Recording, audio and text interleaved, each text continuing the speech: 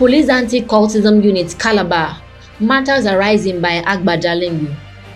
Citizen complaints about the anti-cultism and anti-kidnapping units of the police in Calabar are mounting every day, and it appears no one is ready to pay attention and do something about it.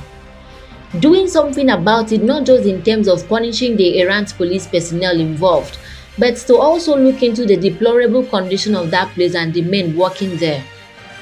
I was detained in that dungeon for 34 days, chained to a deep freezer.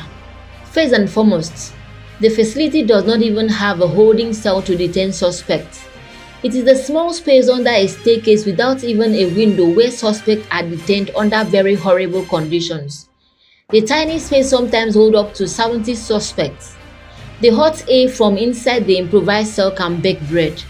The whole place stinks like whatever you can think of, and the stench extends to the compound outside. I paid 1,500 naira every day while I was in detention for my Ruwa to fill up our drums we had in the cell. The inmates are not fed by the authorities. I was buying 30 plates of mama put every day for the detainees while I was there, and it got to a point where they raised prayer points in the cell that God should not let me go again. The police used to call bullets groundnuts. They buy their groundnuts with their personal money. They are not given by authorities. They buy the groundnuts from civilians though.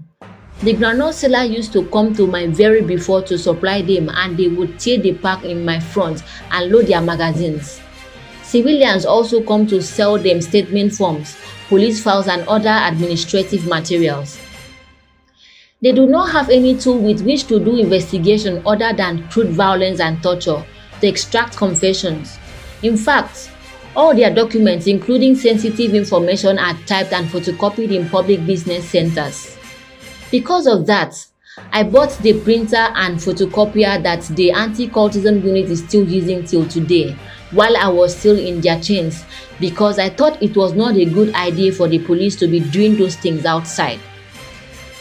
The cops buy their uniforms by themselves.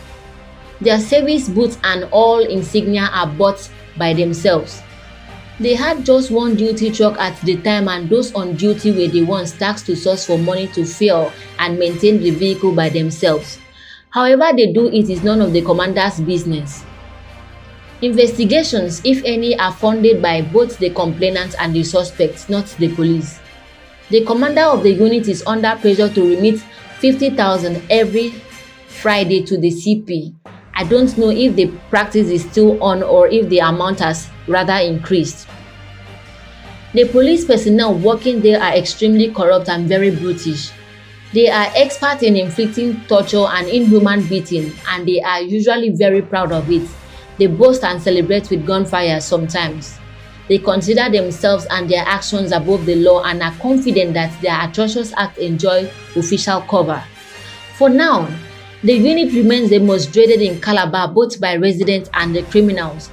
Apart from the urgent need to equip or even relocate the unit from that particular unfit place they currently operate from, the operatives should also be recycled as often as possible, including the commander. But for now, there is a need to curb the excesses of the men. Some of them are actually criminals in uniform. Yours sincerely, Citizen AGBA JALINGO is a publisher of Cross River Watch and a rights activist. Is a Cross Riverian and writes in from Lagos. NB. Opinions expressed in this article are strictly attributable to the author AGBA JALINGO and do not represent the opinion of Cross River Watch or any other organization the author works for with. This is the voice of Sylvia Akpan.